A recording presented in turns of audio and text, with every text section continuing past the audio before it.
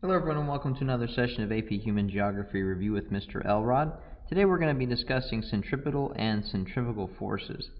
Now when we come to both ethnic geography, or I guess discussion on ethnicity within geography, and also political geography, both of these concepts are going to be really important, and being able to distinguish between the two is really going to be essential when it comes to really being able to identify some of the issues that are taking place not only historically but also within our modern world today.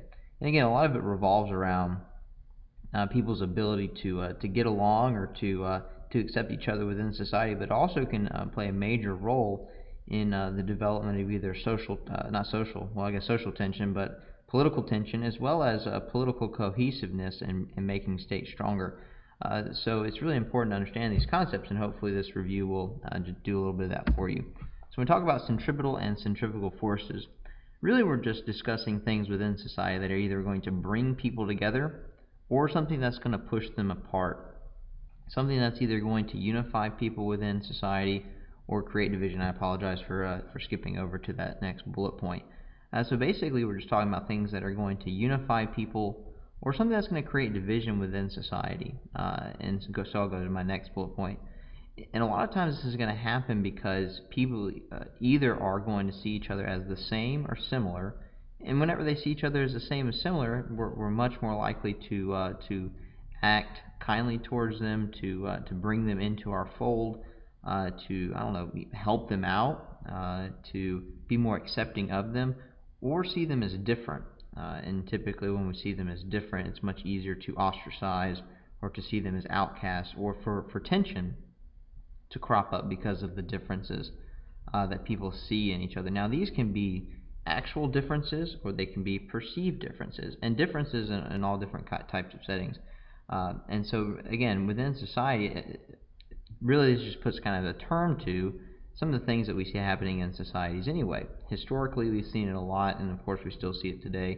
We have different names for it when we talk about ethno-nationalism, ethnocentrism, racism, whatever it happens to be. There are definitely things that we're trying to get over, and they can, again, have huge ramifications for the political geography and political cohesiveness. So what they're referring to, or what the terms actually mean, is when we look at centrifugal forces, these are the things that are these are the different elements in society that are going to divide people. Now, I have students who come up with mnemonic devices and different ways of remembering what each of these do. That's not necessarily for me. I'll tell you one way that a student told me is they see the F here in centrifugal or centrifugal. I just say that to kind of create more pronunciation, or I don't know, a greater difference in the way it sounds.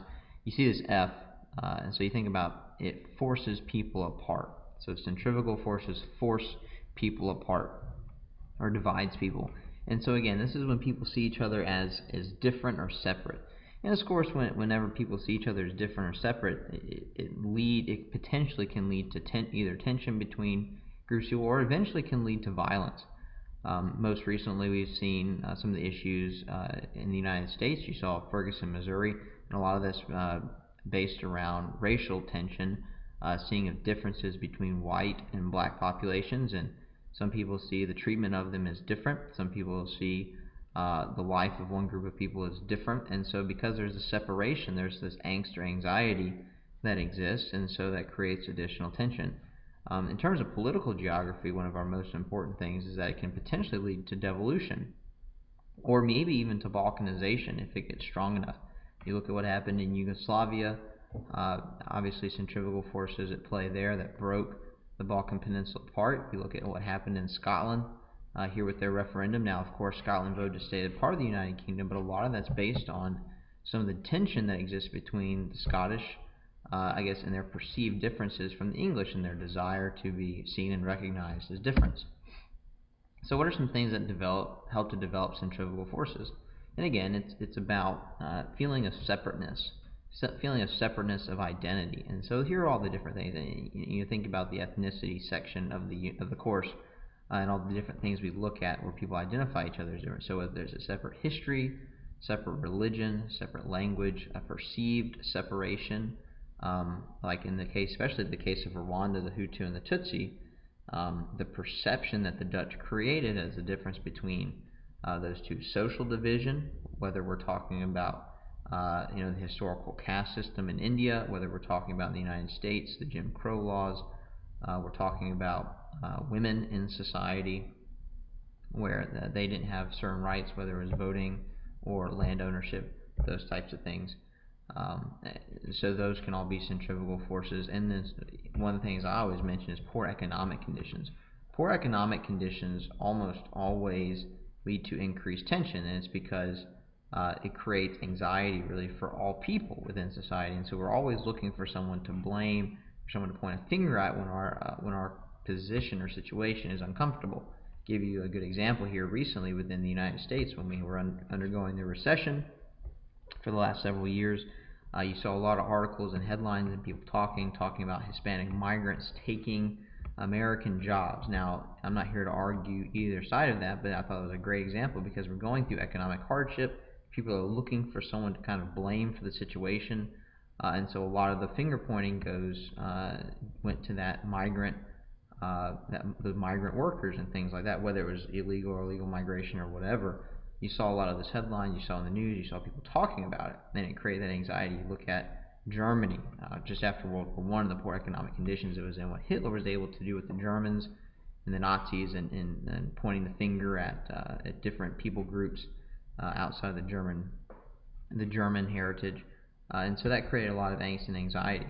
And so again, when you have poor economic conditions, kind of the separateness or the differences between people is exacerbated, and it creates additional tension or hardship. So that moves us on to centripetal forces, which are exactly the opposite. It's things that bring people together. So we talked about the F in centrifugal. Talk about now the P in centripetal. This is what my students tell me. Again, this is not something I do, but my students have told me about. They see the P and they think about pulling people together. So F for forcing them apart, P for pulling them together.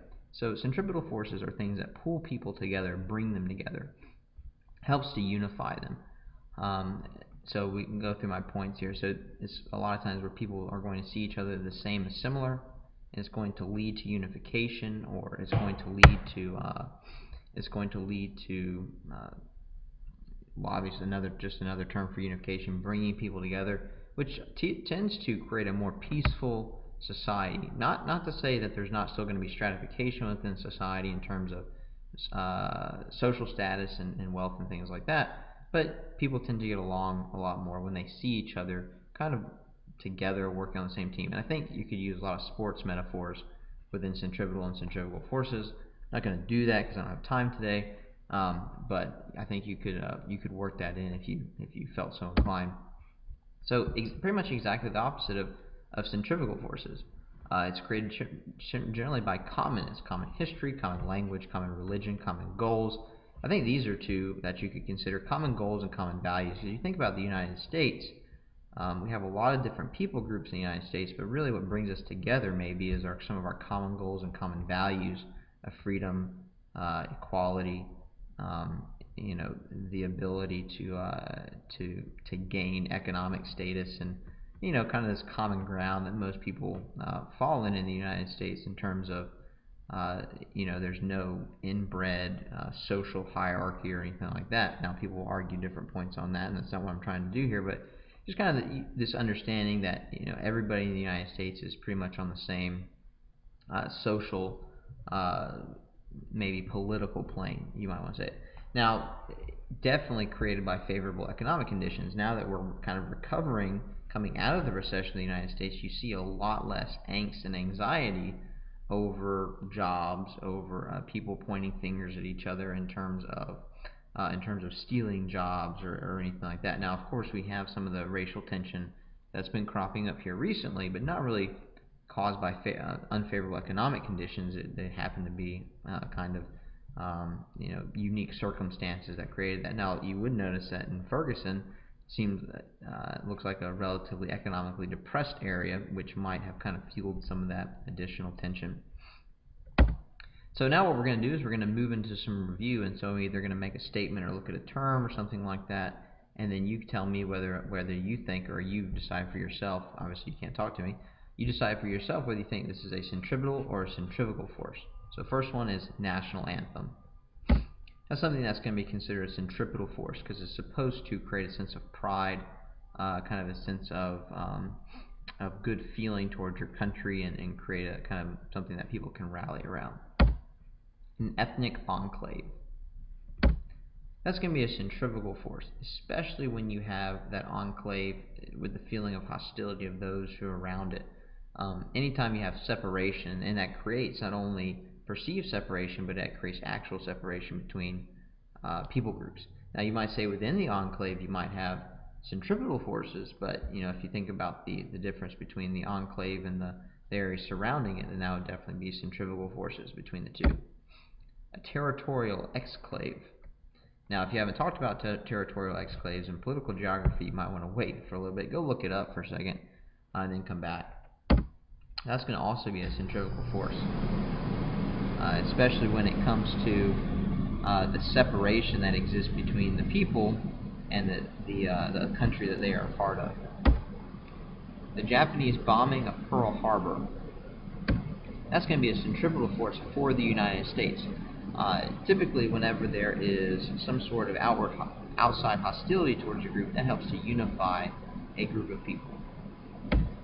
The amazing football season that Georgia Tech Yellow Jackets had this year. I'm a Georgia Tech Yellow Jackets football fan, so I figured I'd throw a sports one in there. They did have a great season this year. 10-3 so far, headed to the Orange Bowl. Go Jackets. That's going to be a centripetal force for the Yellow Jackets, for the Yellow Jacket fan base, for Coach Paul Johnson. Got his contract extension, so things are looking good for us at the end of this year. The Quebec language dispute. I'm hoping you know that. That's definitely a centrifugal force as a feeling of separation between the people of Quebec and the rest of Canada. The Chinese development of their military advances in the South China Sea. That's going to be a centripetal force for the Chinese. You see these situations where countries build up their military, where they take kind of aggressive action towards others. That definitely helps to stoke feelings of nationalism and bring people together within a country. That's all that we have time for today. I hope you found that to be helpful. As always, feel free to leave comments, like the video, subscribe to the channel, let me know what material you might like for me to cover, and I will see you next time.